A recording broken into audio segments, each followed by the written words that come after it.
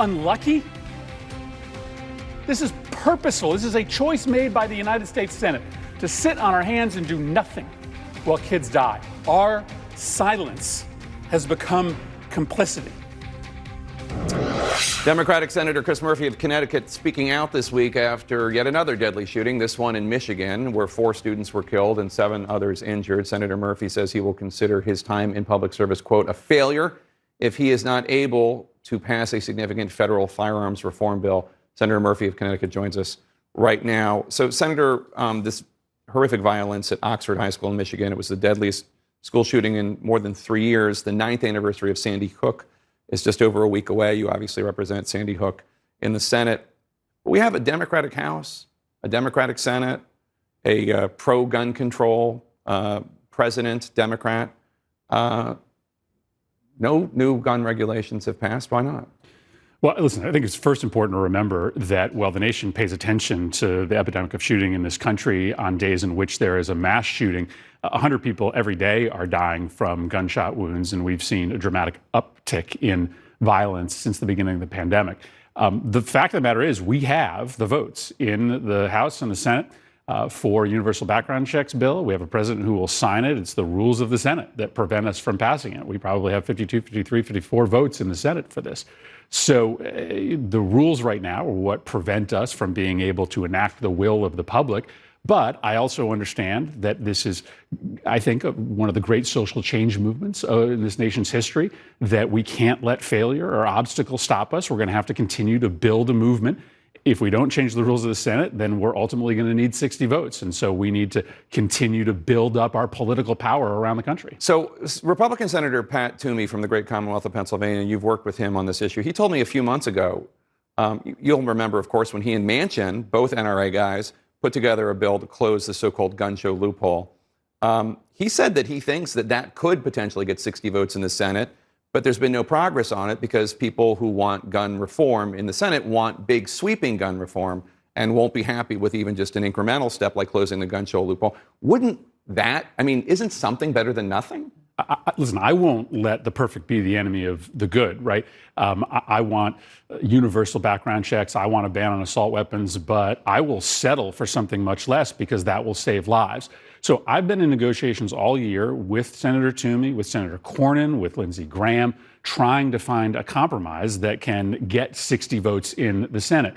Maybe this shooting will bring people back to the table, but we haven't taken a vote this year, in part because I've asked Senator Schumer for the room to try to negotiate that compromise that you're talking about. Listen, I wish my Republican colleagues didn't sort of have epiphanies on this issue only after mass school shootings, but that tends to be what happens. And so my hope is that in the next couple of weeks, we can get back to the table and see if we can, at the very least, as you said, maybe close the gun show loophole. That alone would save a lot of lives. The prosecutor in Michigan is doing something unusual. She is charging the parents of the alleged gunman with involuntary manslaughter because not only did they buy him the gun, they ignored his disturbing behavior, searching for ammunition on his cell phone, drawing violent pictures at school. The school alerted them, and they didn't seem to care much. Should more prosecutors be holding parents responsible when they're obviously not doing enough to keep their guns out of the hands of children who use them for violent ends? Well, if parents violate the law, then they should be held accountable. In this case, I don't know the details of the Michigan law, but it looks as if these parents bought a gun for their child who shouldn't have ever possessed it. And so if parents are in violation of state law, they should be held accountable. I do think that this really should make us think hard about safe storage laws. In Connecticut, we have on the books a law that requires parents to safely store their guns. And if those guns aren't locked up with minors in the house, they can be held accountable without question. Michigan doesn't have that law on the books, but we should pass that on a national basis. And I think we would get a lot of gun owners to support us, to simply say, if you have minors in the house, if you have weapons, you have to keep those weapons locked up. If we just made that change, not only would that prevent some of these horrific mass shooting incidents, suicide, right? Which is most of the gun deaths in this country are suicide, yeah. And accidental shootings, right? So a safe storage law may be the kind of thing that could draw bipartisan compromise, that could get support of a lot of common sense gun owners, because it's not about taking anybody's weapons away. It's just about saying, if you're going to own the weapon, store it safely. So let's turn to foreign policy. President Biden's going to speak to Russian President Vladimir Putin on Tuesday, we're told. This call comes as the same time that the U.S. intelligence warning is Russia is amassing as many as 175,000 troops on the border with Ukraine and could theoretically begin a massive military offensive within the next few months. You're on the Senate Foreign Relations Committee. You've spent a lot of time in Ukraine. Do you think Putin intends to invade? And what should the U.S. do, if anything, to come to Ukraine's defense if he does? Yeah, I've been to Ukraine 6 times since I entered the Senate. I've seen the intelligence. The threat is serious. I do think that there's no substitute for person-to-person diplomacy. And so I hope that this meeting, this virtual meeting between President Biden and President Putin can bear fruit.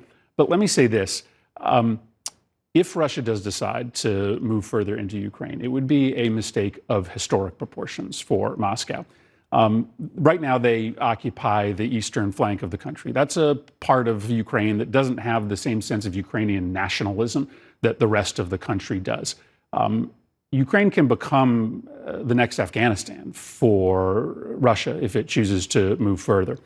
And it's up to us in the Congress to make clear that we are going to be diplomatic, political, and military partners with Ukraine, that we are going to provide them with increased military assistance so that they can defend themselves. And I hope that we take steps in Congress in the next week to make that clear. Even more lethal aid than the U.S. has already given?